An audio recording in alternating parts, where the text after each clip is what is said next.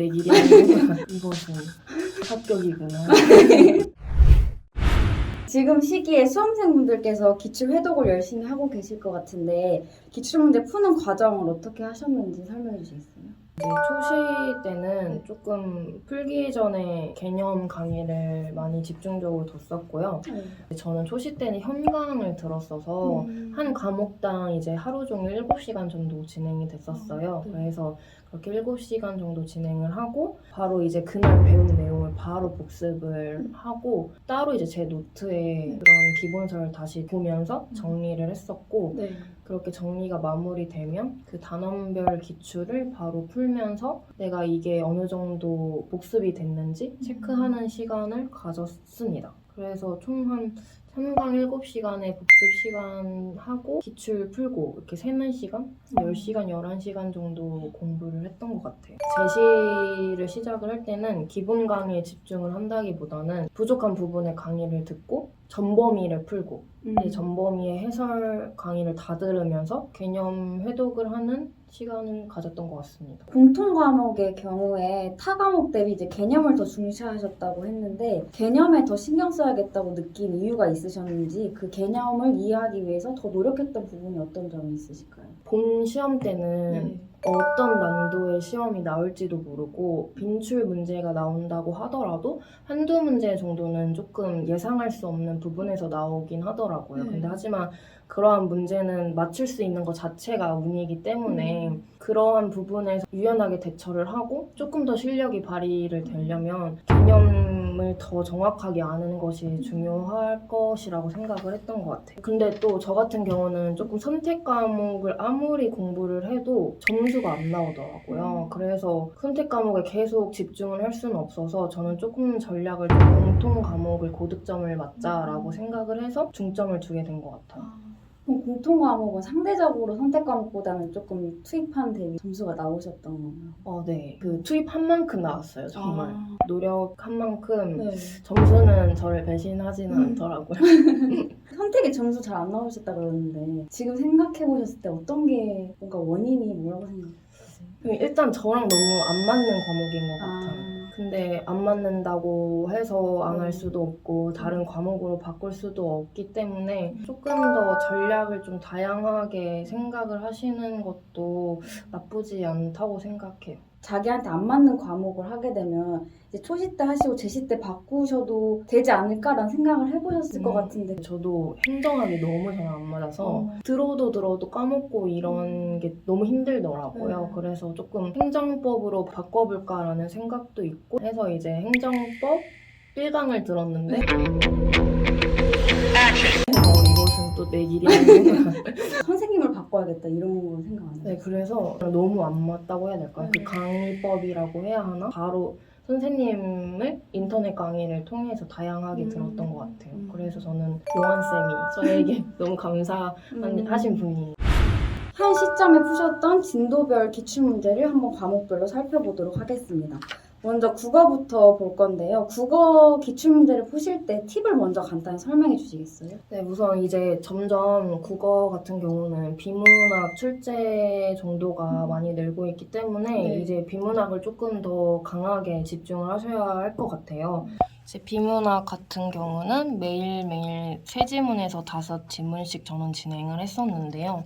다 5지문을 이렇게 풀더라도 시간을 재서 진행을 했었고 풀 때는 비문학 같은 경우는 단락을 제가 끊어가면서 읽고 이렇게 중요한 게 있으면 표시를 하긴 했는데 웬만하면 빨리 진행을 해야 하니까 바로 단락만 나눠서 진행을 하고 풀다가 이제 이건 정말 아니다라고 싶은 게 있으면 이렇게 제하기만 하고 바로 문제를 넘어갔던 것 같아요. 그래서 이제 해설 강의를 듣거나 이제 비문학 같은 경우는 그냥 답지로만 확인을 해도 되는데 답지 확인을 했었을 때 이 답에서 왜 맞았는지 단서가 되는 부분을 제가 생각했던 부분과 맞는지 형광펜으로 체크를 해서 왜 답이 맞았는지를 더 정확하게 보려고 했던 것 같습니다. 그리고 이제 그런데랑 그러나라고 많이 헷갈릴 수 있는데 그런 부분은 어떤 차이가 있는지 이렇게 큰 글씨로 확인을 하고 넘어가려고 했던 것 같아요. 문법을 풀 때는 만약에 모두 맞는 문제이면은 지문에 하나하나 다 모든 게 틀린 게 있다라는 거라서 저는 왜 틀린지, 틀린 게 있으면은 바로 X표를 치고 넘어갔습니다. 이렇게 얘도 틀리고 얘도 틀리면은 답이 이제 하나가 남는 건데, 그럼 답을 체크를 하고 이제 답지를 확인을 했을 때 저는 해설 강의를 다 들었기 때문에 이러한 널찍하다가 왜 틀렸는지, 유의 개념으로 어떤 게 나오는지 다 정확하게 해설을 하고 넘어갔어요. 이 두 개는 다 정확하게 표시를 했지만 두 선지가 만약에 헷갈리면 저는 두 개를 이렇게 표시를 해서 고민을 하다가 이 두 개 중에서 안 헷갈리는 부분이 있었던 것을 답으로 체크를 하고 넘어갔어요. 체크를 안 하고 넘어가면은 다시 4번까지 갔는데도 답이 없으면 1번부터 다시 봐야 되잖아요. 그래서 그거를 좀 줄이려고 계속 틀린 게 있으면 무조건 X 표시를 치고 넘어갔어요. 네, 그럼 이번에는 영어 과목에 기출문제 푸실 때 팁을 알 수 있을까요? 영어는 무조건 단어가 핵심인 것 같아요. 음. 단어를 많이 알아야 네. 독해도 이제 정확하게 풀 수도 있고, 이런 문법 같은 경우에도 단어를 알면은 좀 영작 파트나 이런 부분에서 조금 더 도움이 되더라고요. 네. 그래서 무조건 단어 공부에 조금 많이 투자를 하셨으면 좋을 것 같고, 이제 문법 같은 경우는 구문을 파악하시는 게 좋을 것 같아요. 주어랑 동사는 무조건 찾아서 구분을 해놓고 네. 전치사구가 있으면은 그것은 또 따로 이렇게 구분을 해놓는 게 시간을 짧게 해서 풀 수 있는 것 같아요. 기출문제 같은 경우도 한 3번 정도 문제를 풀면 웬만하면 이런 종이나 메모지를 활용을 했던 것 같아요. 이렇게 답을 가리고 문제를 풀면서 1번, 2번, 3번, 4번을 했을 때 만약에 틀린 부분을 고르는 거면은 왜 틀렸는지 후가 아니고 후즈다, 이렇게 써서 답을 다 풀고 이제 체크를 하면서 맞는지 확인을 하고, 해설에도 이렇게 정확하게 나와 있지만 분명하게 확인하고 넘어가야 될 부분은 다 형광펜으로 체크를 해서 외워야 하는 부분 또 따로 적어서 이렇게 점검을 했습니다. 독해 같은 경우는 어떤 독해 문제여도 무조건 처음부터 끝까지 읽으려고 했습니다. 그래서 다 보시면 처음부터 끝까지 문장을 봤던 흔적이 남아있긴 한데, 만약에 문장이 들어갈 위치라면은 이 문장이 가장 중요한 핵심 문제이기 때문에 제일 먼저 읽었어요. 그래서 읽으면서 주어 동사 체크를 하기도 하고, 이러한 전치사구는 웬만하면 필요 없기 때문에 따로 체크를 하고, 이제 본 문장이 들어가더라도 이렇게 끊어지는 문장들은 다 넘어가고, N이나 낫 같은 경우는 꼭 보고 넘어가야 하는 경우이기 때문에 세모 표시를 해서 중요하게 체크를 하고 답을 체크를 했던 것 같습니다. 근데 만약에 이 문제가 만약에 틀렸다고 하면은 이런 해설을 저는 꼼꼼히 봤는데 왜 이 정답이 들어가는지 먼저 파악을 했고, 이런 답을 얻기까지의 중요했던 단서가 뭐였는지 그러한 문장을 제일 먼저 형광펜으로 체크를 했어요. 그리고 틀린 문장은 제가 해석 방법이나 접근 방법이 틀렸다인 거기 때문에 모든 한 문장 한 문장을 제가 해석을 하고 해석이 맞는지 한 문장 한 문장 다 점검을 했습니다. 혹시 영어 베이스는 어느 정도이셨어요? 제가 수능을 준비를 하긴 했었는데 네. 특성화고 출신이다 보니까 다른 공시생 분들보다는 베이스가 좀 없었다고 생각을 해요. 문제를 풀면은 알긴 알지만 네. 왜 맞는지 모르겠는 아. 그런 정확한 개념이 없었다고 해야 할까요? 그래서 초시 때는 너무 힘들었었어요. 공부를 하는 것 자체가. 그 보통 영어 베이스가 너무 없으면 이제 선생님들께서 뭐 고등학생 영단어라든지 그런 것부터 시작하라고 하시는데 혹시 그 부분부터 하셨는지 아니면 공무원 단어 바로 외우셨는지. 수능 단어부터 봐라 약간 이런 분들도 계셨는데 저는 왜 그랬을까요? 그냥 조언을 하면은 조금 네. 안 받아들였던 것 같아요. 나도 남들과 똑같이 가겠다. 약간 네. 이러한 이상한 자존심이 있었던 건지 모르겠는데 네. 나도 공무원 준비하니까 공무원 단어 외울래. 약간 이렇게 했던 것 같아요. 어떤 파트가 가장 취약하셔서 좀 중점을 두셨나요? 다 약했던 것 같아요. 근데 이제 문법 같은 경우는 네. 다 맞고 시작을 해라라고 음. 선생님들이 많이 네. 얘기를 해주시기 때문에 왜냐면 이제 독해가 어떻게 나올지 모르니까 그래서 나도 문법 같은 경우는 틀리지 말아야겠다라고 생각을 해서 좀 문법에 많이 시간을 투자를 했습니다. 네, 그리고 이어서 한국사 기출을 푸실 때 팁을 한번 알려주시겠어요?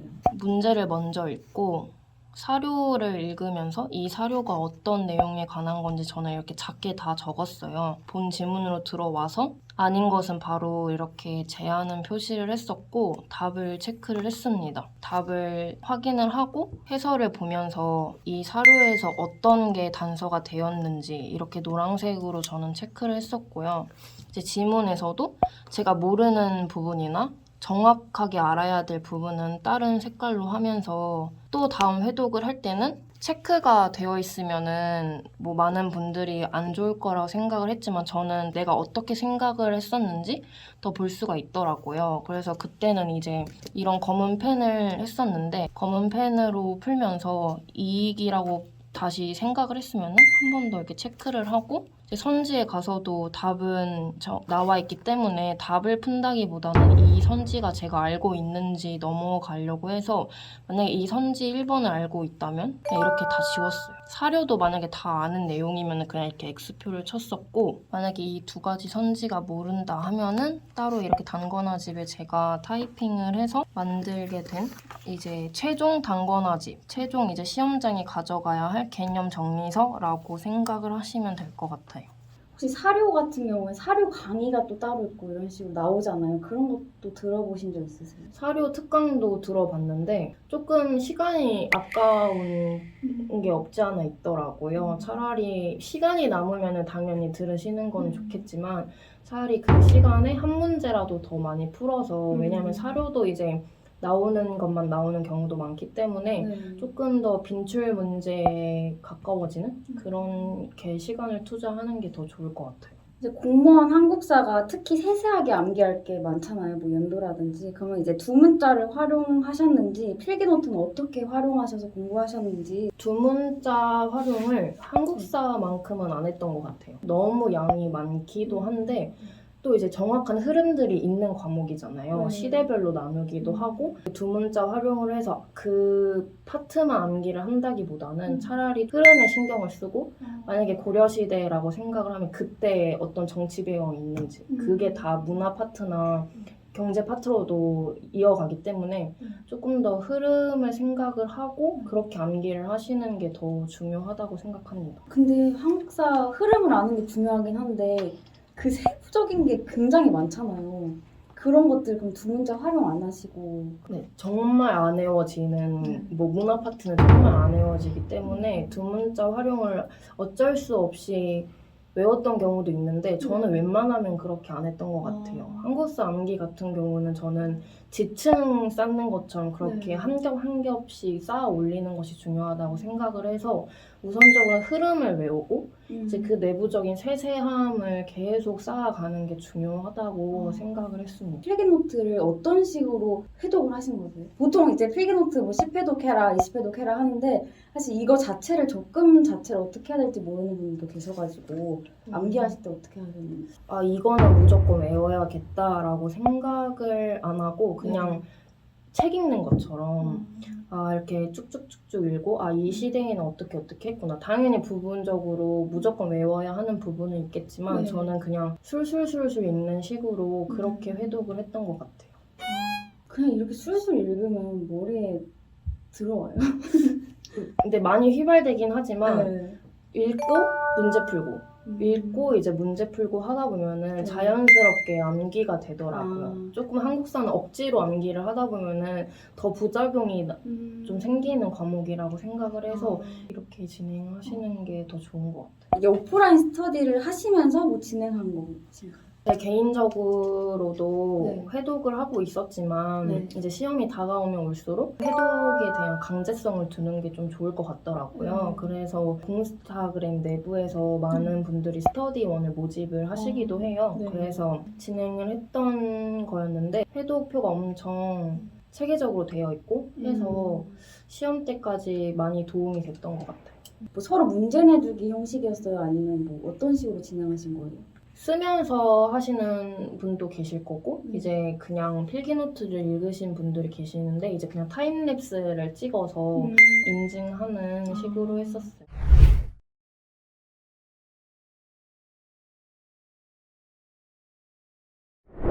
궁금한 점이 있으시면 댓글로 많이 달아주세요. 오늘 끝까지 시청해주셔서 감사합니다. 내 인생에 남은 소망이 또 있다면 실버 버튼을 받는 구독 좋아요. 부탁드려요. 제발.